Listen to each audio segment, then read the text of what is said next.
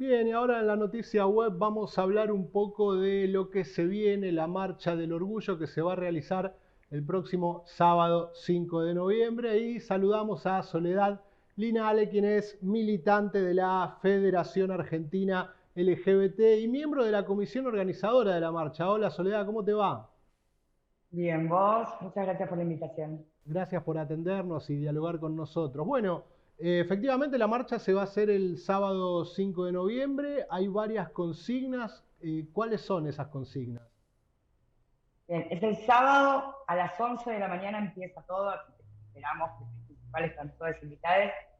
La consigna principal es la deuda es con nosotros, ley integral trans, ley antidiscriminatoria y sí al lenguaje inclusivo. Esas son como las principales.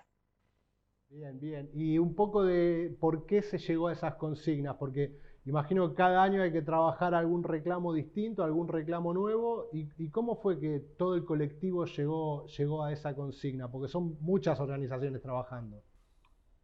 Sí, somos más de 60 organizaciones, por suerte me parece que esta marcha tiene algo en particular que es, no sé si la única, pero casi de las marchas autoconvocadas que la gente llega como quiere, cuando quiere, participa con familias de distintas formas celebrando el orgullo. Los, que celebremos con orgullo y con fiesta y con música no quiere decir que la marcha pierda el contenido político, ¿no? Y para nosotros el contenido político es lo principal porque es la política pública de nuestra comunidad necesita frente a eso. En ese sentido, la deuda es con nosotros porque si bien la Argentina tuvo avances enormes a nivel de derechos en diversidad, sentimos que hay algunos avances que faltan reglamentar, algunos que faltan profundizar y algunos que directamente falta que se vuelvan un hecho con los cambios culturales, políticos y sociales que necesitan.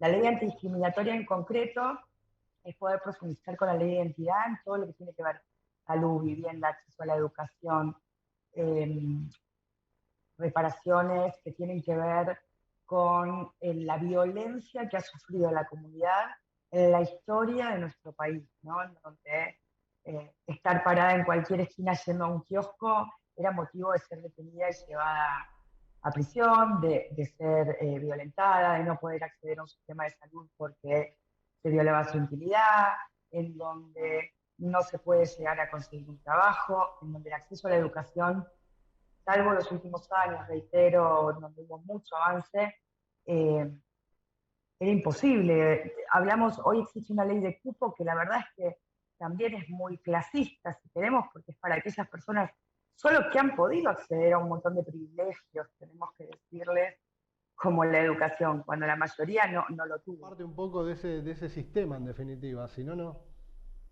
Exacto. Esta ley lo que hace es tratar de profundizar un poco con eso y hacer una accesibilidad real a las personas a los derechos básicos que tenemos el resto.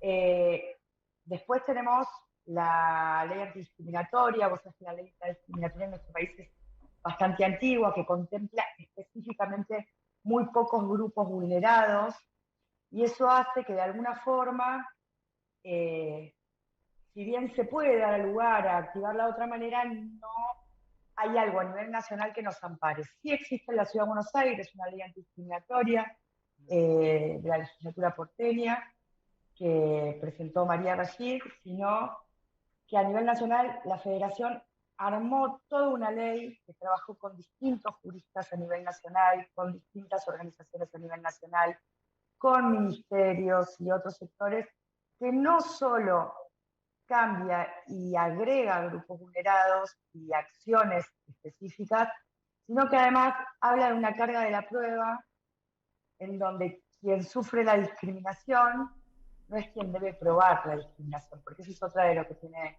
la ley que existe, que Bien. siempre la persona que sufre el daño es quien tiene que demostrar el daño hecho.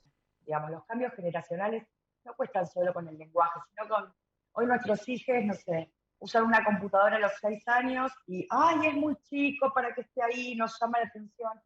Las generaciones cambian, son niñas que nacen con la tecnología. El mío maneja el celular y la computadora que yo no sé dónde aprendió, porque Sí. si yo puedo manejar eso, tiene 6 años y me baja cualquier cosa y programa, diseña. Él mismo vino hace un tiempo a plantearme que él es un nene nena. Yo nunca le hablé de eso, por ejemplo, Claro. ¿no? Y me acuerdo a su vez cuando él me dice estas cosas cuando estábamos en los 90 y decíamos CD o delivery. Eh, No sé si te acordás. sí, sí, de acuerdo. Entonces, muchos nos negamos, muchos intentábamos seguir usando palabras más antiguas, decíamos que por qué vamos a hablar en inglés. Y eso lo que nos demuestra básicamente en principio que el lenguaje es algo que todo el tiempo cambia, y cambia en base a cómo cambia la sociedad.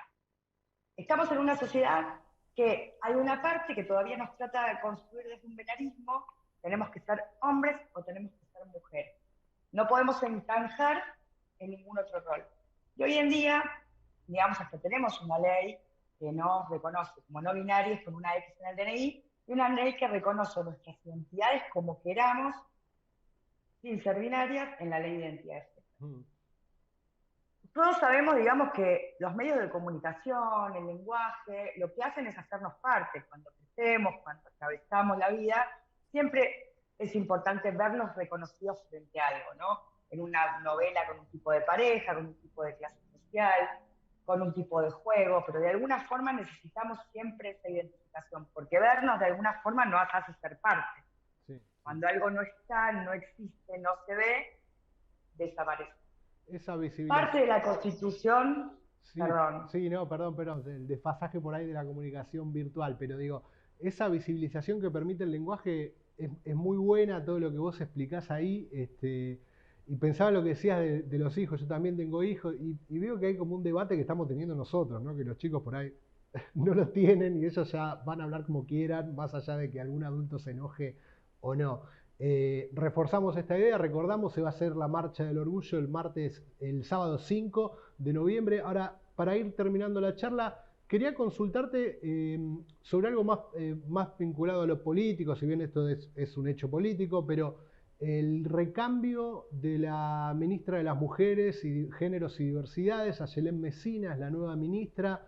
¿Qué esperan desde el colectivo del trabajo del nuevo ministerio o de la nueva ministra? entendemos, confiamos y queremos que esta nueva ministra, por lo menos con todo lo que sabemos sobre ella, pueda realizar una gestión en donde las organizaciones y el Estado puedan realmente trabajar, conocer el territorio y generar políticas públicas. Sinceramente, le estamos, le estamos esperando con muchas ansias de que esa pelea que dimos por ese ministerio realmente se convierta en un hecho concreto. Bien. Soledad, muchas gracias por hablar con nosotros aquí en la Noticia Voz Televisión. ¿Eh? No, muchísimas gracias a ustedes. Y lo último, déjame 30 Sí, segundos, que es el lenguaje inclusivo es importante porque si no es borrar una parte de quienes son un montón de personas y Soledad Acuña no puede decirnos ni ser quien nos diga cómo debemos ser.